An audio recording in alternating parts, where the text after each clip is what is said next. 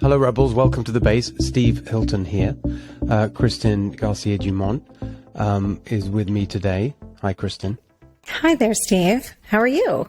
I'm very well. This is a really important one, actually, today, because very often when we get into this conversation about California and turning things around and how, we got all the rebels and we're trying to be that kind of energy that will help put the state back on the right track. A lot of the response you get is, yeah, but it's so hard. How are we ever going to do it? The Democrats have this massive advantage. It's like impossible. It's never going to happen. Why don't you just leave and move to Austin or whatever? Right.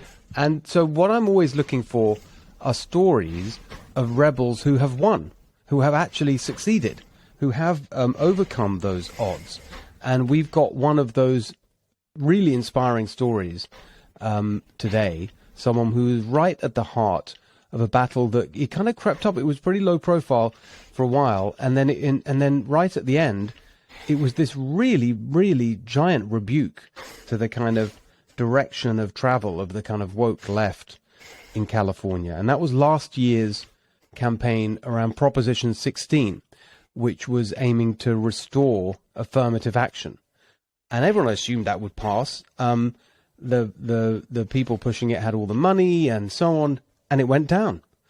It was defeated by actually a pretty healthy margin. And today, as our guest, we've got one of the people who's right at the heart of that campaign.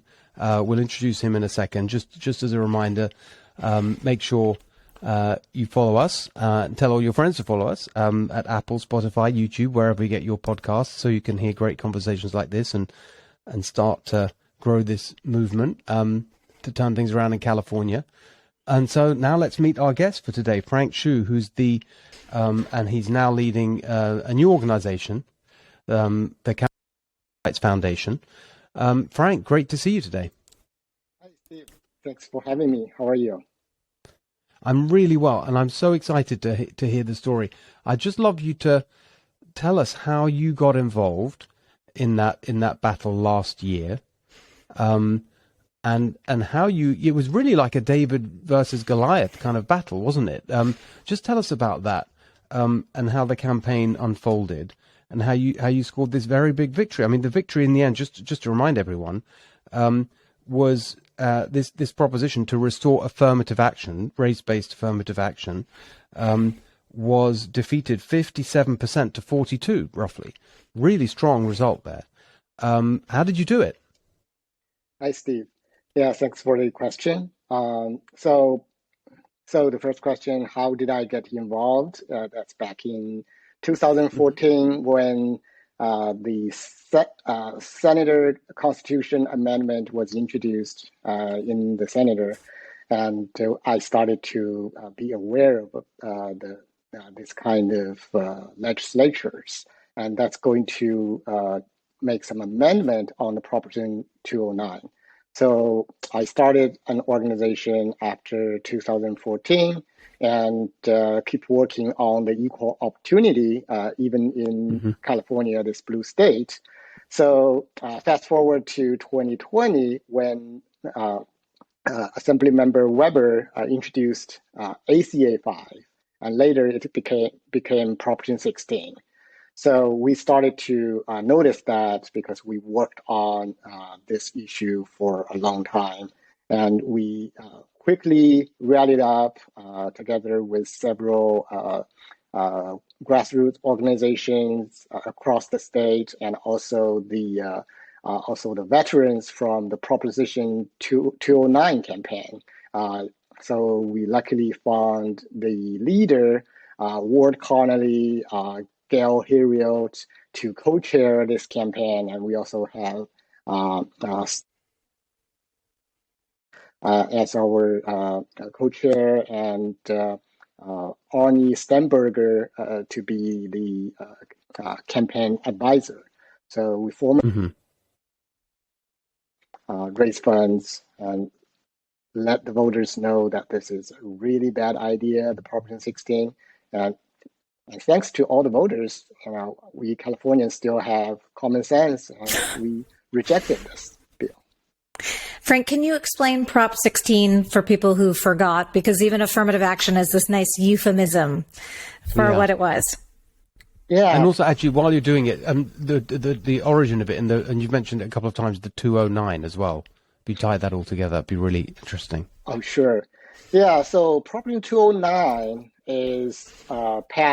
was passed in 1996, which is called Equal Protection Clause in California Constitution, and then it becomes Article 1, Section 31 of California Constitution, and it basically says California public agencies cannot discriminate or give preferential treatment to any individual or any group based on race, ethnicity, skin color, sex, and country origin in public education, public employment, and public contracting. So this is a very fair statement to treat everyone equally. But the radical left, they wanted to remove this sentence to in Proposition 16. So that's what the Proposition 16 is. And they wanted to make it possible, just so we're clear, for state agencies, and that applies to anything that receives funding from the state. Would that be a fair description? Correct. All public agencies. Right, including schools, colleges, universities, everything like that, right? Yeah, and also contractors. Right. They wanted to make it possible for them to discriminate on the basis of race. They was, one way of putting that is that they wanted to be able to practice racism, right? Yeah, and you know what? It's very interesting because when they try to push for this Proposition 16 to allow racism, and in the meantime, they call us, the opponent side of this proposition, they call us racist because they said colorblindness is racist. Well, that really is the heart of the woke ideology. I just want to introduce your colleague, actually, Dr. Wenyuan Wu. You've been able to join us. Tell us about your involvement in the campaign last year. I was first notified about a bill called ACA 5, Assembly Constitutional Amendment Number 5, in January of last year by Mr. Ward Connolly, who was the person that led the campaign back in 1996 to pass Proposition 209. And he notified me that there was this pretty egregious bill that was progressing smoothly in the California state legislature, and we ought to all pay attention to it.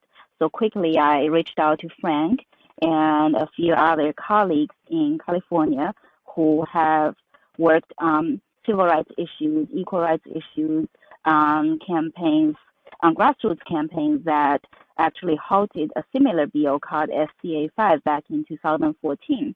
And quickly we put together a task force when the bill was still in the legislature, connecting grassroots community leaders from the Asian American community in California and traditional civil rights champions, including Mr. Ward Connolly, Professor Gail Harriet, and others who worked on the Prop 209 campaign and other similar campaigns.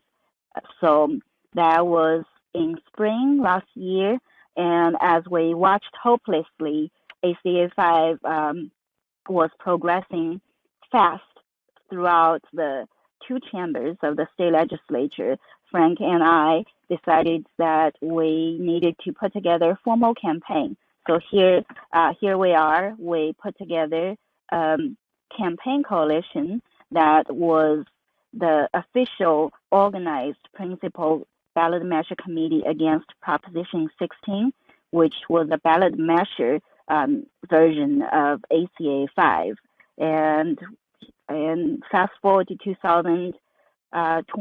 November 2020, we won a very we won a beautiful campaign. We won overwhelmingly 57.2% of the California electorate. Over 9.65 million voters agreed with us. We agreed with the fundamental principle of equal means equal, equal rights for all. So here it is, the Reader's Digest version of our involvement and how we got NOAA 16 on the ground and how we won. Yeah, it's really interesting. And as I said at the beginning, before you were able to join us, what I love about this story is that you were rebels against the kind of prevailing woke orthodoxy that's infected the left here in California particularly badly, and you stood up against it and you won. That's what's so inspiring. It's a great lesson for everyone who's interested in turning things around in California. Just before we get, I want to spend some time on that whole, on the real heart of the debate here, the difference between what I would say a normal person would think of as equality and equality of opportunity versus this new woke language around equity, which actually is a code word for discrimination on the basis of race. I want to get into that in a second, but just a kind of process question that's been nagging at me as you've both been talking about this. Why did the legislation that was passing through the state legislature, why did that end up becoming a ballot measure? Why did they choose to make it a ballot measure campaign? So because this is a amendment to the Constitution, so after it passes the both chambers, it has to go through the voters' voting procedure to confirm. Right. Good answer. And Very I would also add that normally for constitutional amendment or for any bill to get out of the state legislature, you need either a simple majority for a regular bill or a supermajority in the case of a constitutional amendment, such as ACA 5, the precedent of Proposition 16. Normally, the process should be quite long, so a bill needs to be approved by at least two committees at each level of the state legislature. So in the state assembly, a bill needs to go through two public hearings and another two at the state senate. However, due to the pandemic, this regular process was changed to accommodate pandemic-specific measures. So for ACA 5, we only had one public hearing at each chamber of the state legislature. So for the state assembly, we had a hearing at the state Assembly Education Committee, and the State Senate Education Committee had a parallel hearing a couple of months later for ACA 5. So the bill was able to get out of the legislature by the deadline to get on the November 2020 ballot. I was interested in the wording on the ballot measure because a lot of people say the wording that comes from the Secretary of State is like a really important part of these battles. And it's kind of jealously guarded by the Democrats because they control it, because they have the Secretary of State and so on. And for example, some people have made the argument that previous ballot measures, for example, trying to reform the pensions system, which is obviously so beneficial to the public sector unions, that was killed by Kamala Harris when she was Attorney General, just by how she described it. By the language that she decreed would go on the ballot to describe the proposition. I just wonder if that had any role here. How Proposition 16 was actually described. So the ballot label of Prop 16 says that the measure allows diversity as a factor in public employment, education, and contracting decisions. And it permits government decision-making policies to consider race, sex, color, ethnicity, or national origin in order to address diversity by repealing constitutional provisions prohibiting such policies. So I think it's a double-edged sword. We sued the state against the ballot label because diversity has never been absent in California, Right. even under the ban on race-based affirmative action.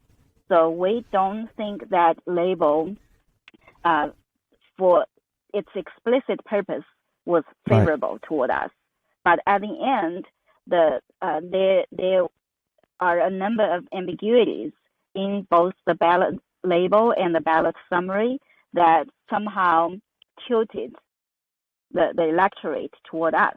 And I think it also has to be coupled with our efforts to reach out to voters to educate them about what this ballot measure really was. Yeah, I was going to say, we have so many consumer protection laws around labeling, yet we totally allow this propaganda to go out and we mislabel really important measures on a ballot. Kristen, it's so twisted that we would be more concerned with whether a vitamin gummy is properly labeled. But it's okay if the ballot's totally misleading. That's fine. That just seems crazy. Brilliant point. Can I add something that might be obvious to people, but just in case it's not? It was a very anti-Asian bill. Like, the impact would have been very profound on the Asian community. And there was a lot of sentiment, especially around public education, of the people who are taking the spots, right, are Asian kids, right? And so what was really interesting to me when people were campaigning around this was that message finally got out that this is not about helping white kids. Like, look who it's actually going to impact. Right. If you institute something that says you can take into account race and all these protected characteristics, it will negatively impact the Asian community. And it's very bigoted towards Latinos, to Black and brown communities, because it's sort of this bigotry of low expectations. Like, they need help. Yeah. They can't get into college on their own. Exactly. So we need to do this so that we can let Black and brown kids in, because otherwise they wouldn't get in on their own. That's so horribly racist and offensive, and puts this, mark on kids' backs for the rest of their lives, that the only reason they got into a university was because of the color of their skin, not because of their merit. So anyway, just, in case people were thinking, oh, it's so racist that they didn't want to allow affirmative action. That's why I was sort of offended by that term, affirmative action. It wasn't affirmative action. It's affirmatively racist. And it was really trying to hurt people who, were succeeding on their own. Mm-hmm. I agree. And when we talk about affirmative action, the bill, Prop 16, was often portrayed as a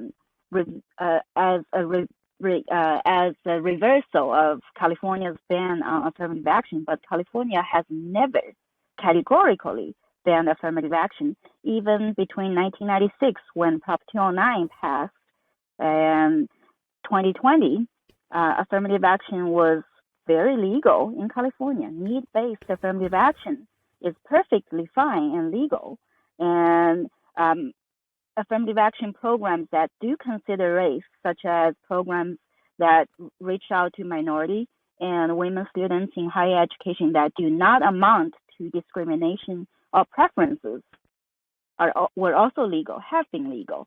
So the devil is all in the details, and I think that the media, especially the media from the opposing side, tends to sensationalize the topic by stigmatizing the central point as an affirmative action ban or a reversal of an affirmative action ban. But in reality, we're not even talking at the same level, That's a great point, because helping disadvantaged kids and people who are from disadvantaged communities is still has been and is still perfectly lawful in the state of California, and in fact encouraged. If you come from a very disadvantaged background, there is some weight given to the fact that your path was a little harder. You had more gravel on your path than somebody who is of a very high socioeconomic status. So that's actually a great point, that people forget about that. And so I think Steve sort of setting this up about it was actually making racism lawful is exactly what it was. Yeah. It was saying, please take into consideration someone's race in public employment and public education, that has something to do with anything whatsoever. It's legislating. And what's interesting. Sorry, go ahead. Yeah. And what's interesting, I think, is the way that And actually, you mentioned this, Doctor. I'd love you to talk about this a bit more, particularly, about the role of Ward, Connolly, and so on.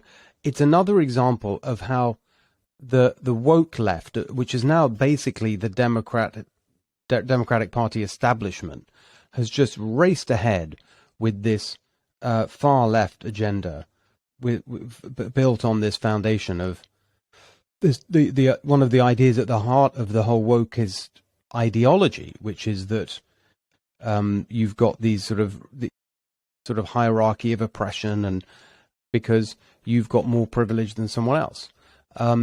But actually, there's still a group of, you could call them old-fashioned liberals, and you mentioned the civil rights activists who also joined with you. Can you talk? And so it wasn't. Of course, exactly as Kristen said. The sharp end of this was in education and Asian Americans in California, specifically targeted by this. But actually, that's right. You had that's right. And civil rights just look activists at the across the board electoral joining results you. for the presidential election in California versus the results for November 16. Now, Biden carried California overwhelmingly last year, but we also won decisively, which means a large pocket of voters who went to Biden, who are otherwise liberal in every other sense, voted no on racial preferences and no on racial discrimination. This means a majority of California voters, a majority of Americans agree with this fundamental idea that, number one, you cannot fight discrimination with discrimination. Number two, that we're not so much different. When you talk about the heart of an American conservative versus the heart of American liberal, how much different are we? I believe that the true purpose of American conservatism as opposed to other conservatism is that conservatives here are trying to conserve the results of a very liberal revolution. And we can agree to disagree on that point. We can agree on that point. And I will let Frank, who is civil rights leader and activist who I respect very much, to talk about the coalition building that we did with the November 16 campaign. So back to Kristen's question and Steve's question regarding the Asian students being impacted by this bill. Yes, of course, that's the truth. And the proponents of that bill, Proposition 16, they just try to paint us as selfish Chinese Chinese parents just care about their kids' education. But that part is, yeah, and that's the racist. What a terrible thing that is. Statement I have ever heard. And but the reality is, we have a broad coalition from all races.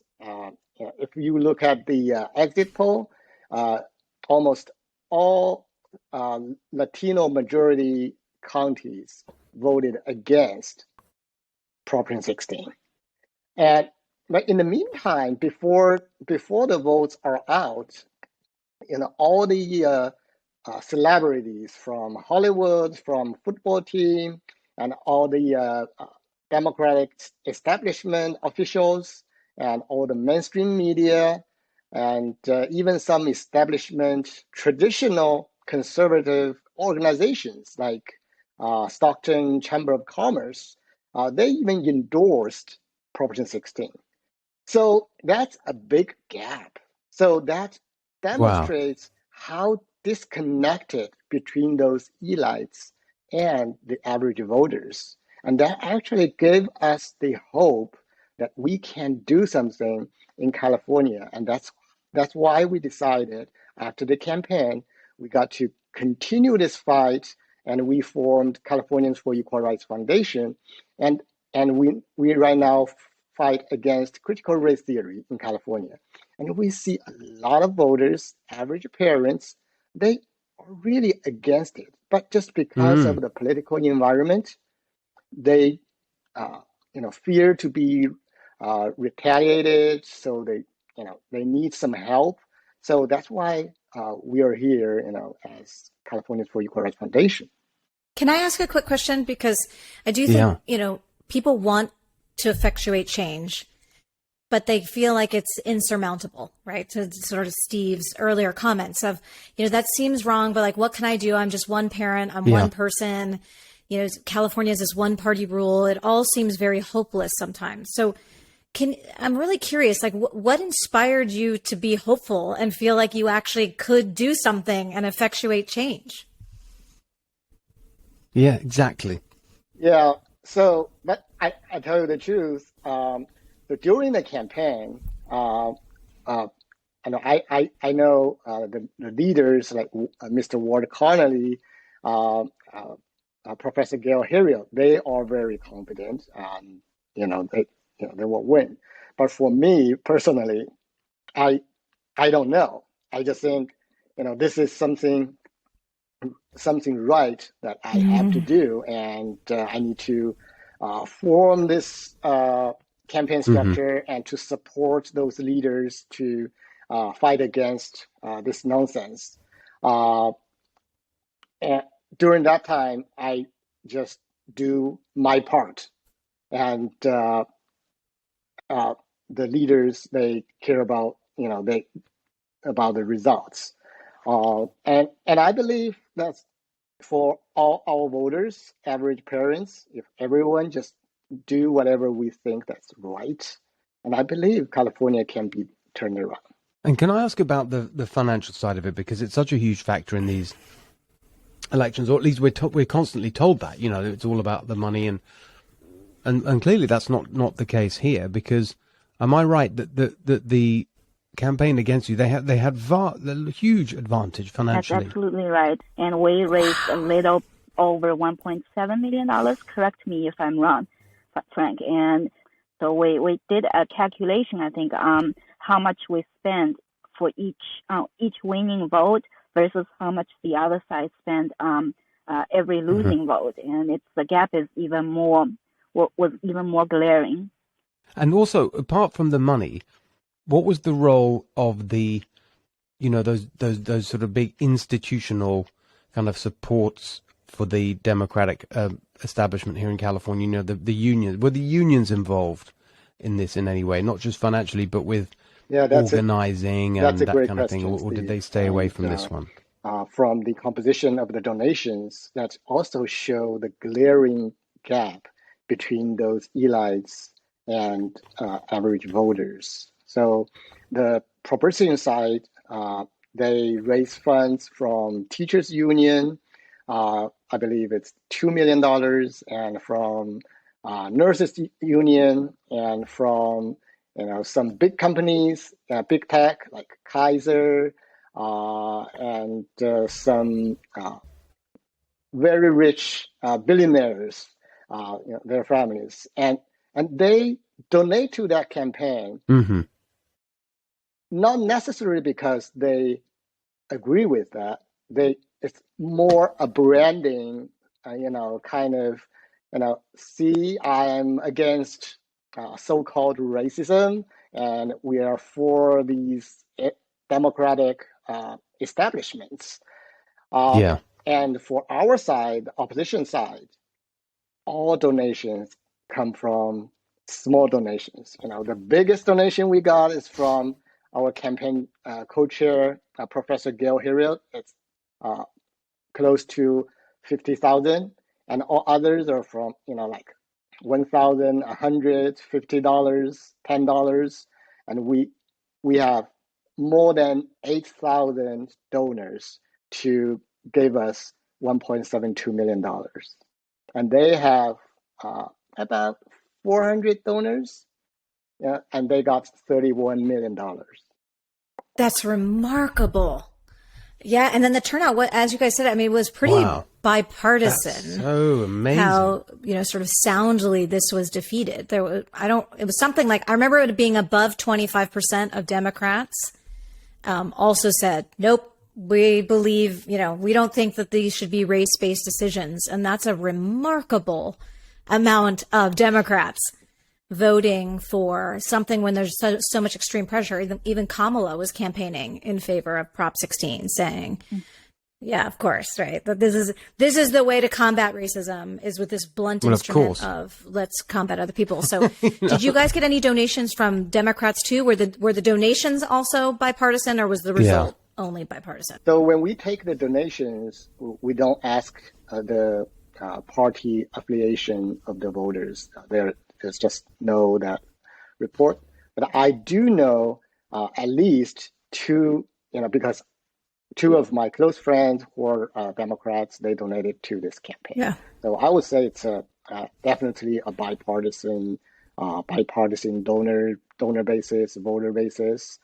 And so the glaring gap between those elites and the average voters actually made me think a lot during the campaign, because that was not the case back in 2014 when we fought against SCA 5.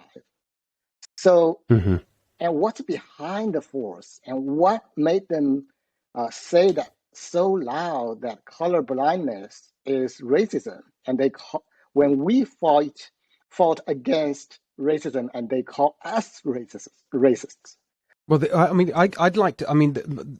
Just from my studying of all of this and really diving into the origins of this whole wokeism phenomenon that's just spread so quickly through and infected, as the word I use, all these institutions, corporate America, obviously the Democrats and so on, they would say, I think, if we're trying to be fair to them, the specific point they make is that in order to undo past discrimination, structural, systemic racism as they see it, particularly as it affects black people in America, you have to discriminate black people in America.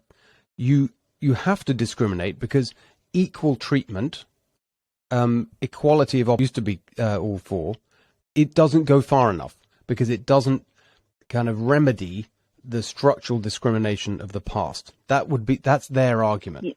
We agree that there are racial disparities, that in wealth, health, and educational outcomes. Sure, in any society, in any human society, there will always be differences among individuals, among groups. Whether or not we call that systemic racism and use anti-racism or equity-based approaches to combat these disparities or differences is the key difference here between us and them. And I believe that we cannot use fire to fight fire. We cannot cure racial disparities with more discrimination or so-called anti-racist discrimination. We believe that these difficult social ills and social problems require policy solutions that sometimes take a long time to deliberate on, decide upon, and implement. So it's hard. And we cannot socially engineer the results of these policies either. So for the ideologues on the far left spectrum, they want to create this utopia that has been tried and failed in all places, including Venezuela under Hugo Chavez, socialist China, the former Soviet Union, Cuba, North Korea, if you may say. But the promise is tempting. However, there has been no empirical result to prove the success of equity or equal outcomes. I believe civil rights fundamentally are individual rights. They are individual rights of equal access and equal rights, equal protection. Yes. They were at a time group rights when minority groups at a time did not enjoy the same level of access and protection as the majority, but it was only temporarily about group rights. Fundamentally, these are individual rights. And this is a principal issue that really differentiates us from from people who are obsessed with race, obsessed with anti-racism as a solution, imagined solution to real problems. Yes, and I want to really highlight there something you said, because it's really at the heart of it. If we want to understand what's going on here and why they've all jumped on this bandwagon, who's driving it, and the point you made there about individual rights is at the heart of it, because what they argue, and when I say they, this is the sort of the foundational texts of this whole wokeist movement, people like Ibram X. Kendi and Robin DiAngelo, who now set books into corporate America, and there's sort of training classes on it, and it's in schools and everywhere, as you know. They very clearly state that, I think this is, absolutely directly, that any kind of racial disparity of outcome is by definition evidence of racism. They completely deny individual agency or responsibility or accountability. It's always evidence of racist policy, and that's why you have to uproot all that and use fire to fight fire, as you put it. And that's why. And what is interesting to me is, and that's why they use this word equity is the one they use. They don't talk about equality. It's equity, which means this discrimination. And what's really interesting, and you talked about this earlier, Frank, when you were talking about the big donors buying into this, there's a sort of branding thing, virtue signaling, saying, "Oh, look at us, we're good." They've just sort of swallowed all this stuff. All the smart people leading these big companies, these big corporations, for example, where they've just taken this stuff and just said, right, this is it. We're now going to, force all our employees to sit through training courses on something that's so divisive and wrong and racist. I've said this before on the show, and I'm going to say it again. I actually don't know anyone racist. They wouldn't be in my orbit. And every hiring manager I ever had really tried to find, like very aggressively find, diverse candidates in the broadest sense of that funnel. Right? Diverse economically, diverse from perspective, diverse in race, diverse in gender, diverse in sexual orientation. I think it's such a given now, especially in California and in the Bay Area, that having diversity makes your companies stronger.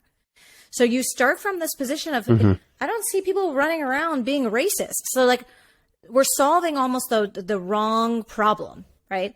We're calling everybody a racist, and then we're fighting it with racist policies, when we probably should be looking back much earlier and saying, why is it that we don't have enough black and brown kids graduating from high school in the first place?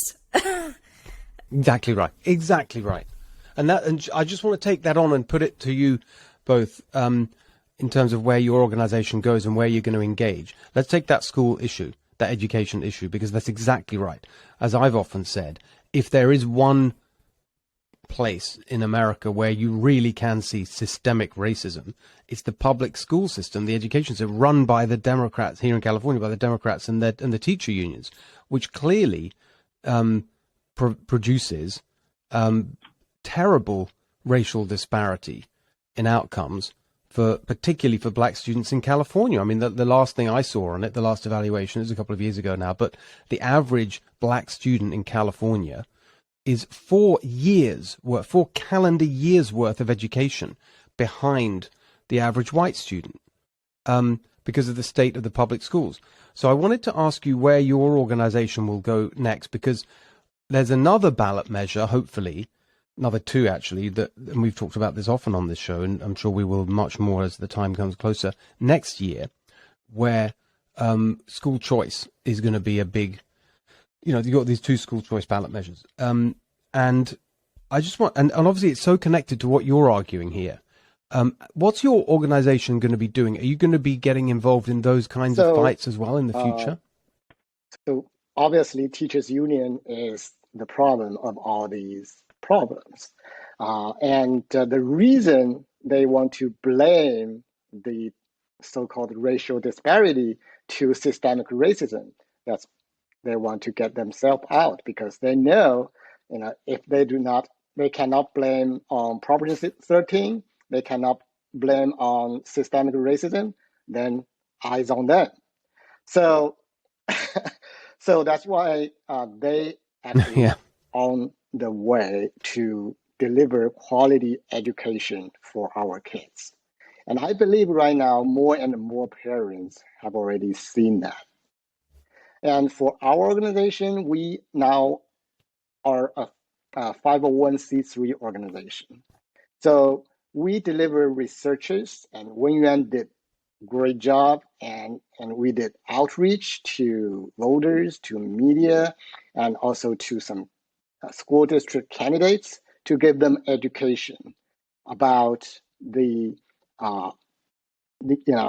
why the critical race theory, anti-racism ideology is harmful to our next generations. But for school choice initiatives, those are kind of political initiatives that we are not allowed to participate as a 501c3 organization. Mm-hmm. And what can you do on CRT? Oh, interesting. As a Okay. 501c3, what can you do on CRT? Number one, and the biggest goal is to raise public awareness, especially among our parents and community members, that CRT is very well and alive in their communities, in their children's schools, and we do this through sound research. So we're not just picketing and urging people to go against their school board members or school districts. We want to provide actual empirical evidence that CRT is present in a specific school district in various curriculums and policies. And we delve into school board meeting minutes, we delve into the school websites, the school district websites, and we talk to parents as well to get first-hand information. So we want to educate the parents and other voters to let them know that this is an issue, and CRT is not just a right versus left issue. It's actually an America versus un-American, liberalism versus illiberalism issue.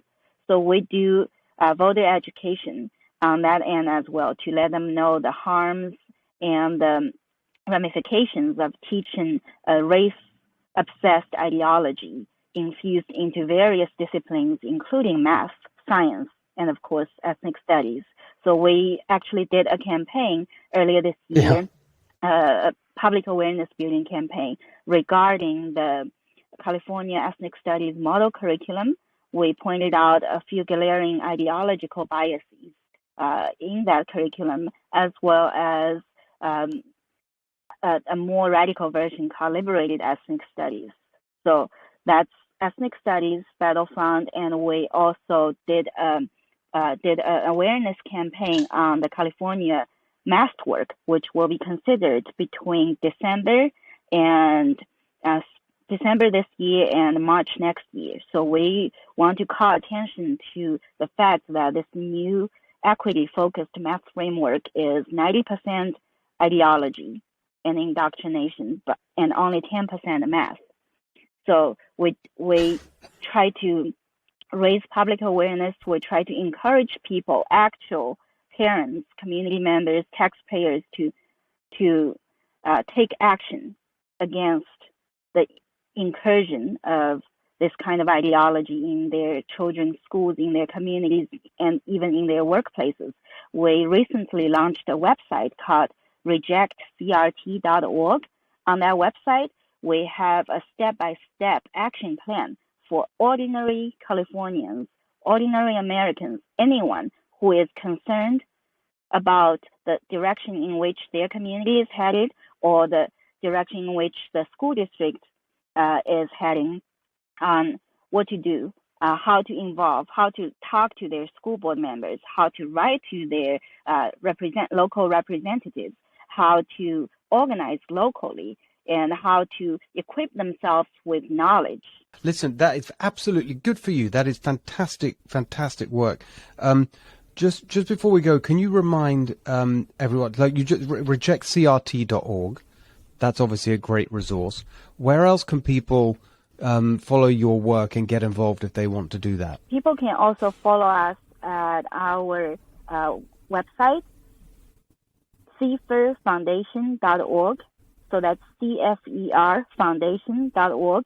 By the way, we are also the admin of the largest Facebook group, anti-CRT Facebook group called Stop Critical Race Theory on Facebook, and people can find us there as well. Fantastic. Well, listen, absolutely fantastic to hear about your work and how you achieved this incredible result last year. It's really inspiring to all of us.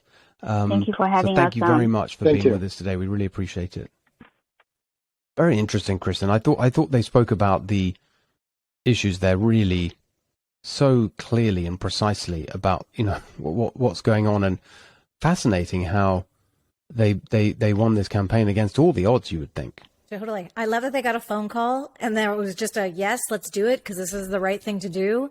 And then against all odds, not just won, like crushed it. So I mean, it really gives a ton of hope to people that, you know what, where there's a will, there's a way. So that's great.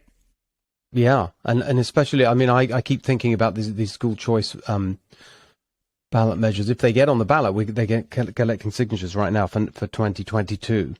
Can it be that we don't get those on a ballot? Like that would actually, I think that'll be so depressing. Like the massive thing we need in the state is school choice. It addresses this issue, right? I know. I mean, we'll talk about it in another show because we already have, and we'll do more. But just specifically let's just leave it with this point in relation to the topic we focused on today. There was just a national poll. It actually wasn't a national poll.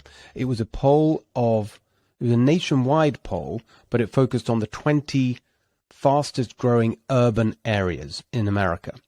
And there were the sort of one with the Bay Area and so on. So LA, Riverside County, I think was one of them. So you had 20 sort of urban areas. It was very much an urban poll. Okay. And it was absolutely fascinating to see that school choice, explicitly school choice, that and the the pure version of it, right? That the money should follow the parent making the choice of school, was really overwhelmingly supported in all these urban areas. I can't remember the exact number. I don't know, 67%, something like that. high, well over 50% in favor. And they broke it down by ethnicity, and the lowest support, I mean, it was still high, 60 odd, was white parents, and the highest was Latino parents, black parents, Asian American parents. All higher than white parents, black parents, Asian American parents. All higher than white parents. A big majority. So that's really, and a bunch of those, and a lot of that was carried out in California. So that's really interesting. If you think about where, the sort of greatest number of votes come from in any kind of statewide election in California. Really interesting. All right, we better leave it there. We'll talk about it another time. Great to see you today. Thank you for being with us. Of course, make sure you follow us on Apple, Spotify, YouTube, wherever you get your podcasts. Make sure you tell everyone about the show. We love doing it, and we love your feedback. So please keep that coming in too as well. And we'll see you soon on the next California Rebel Base. Thanks, everyone.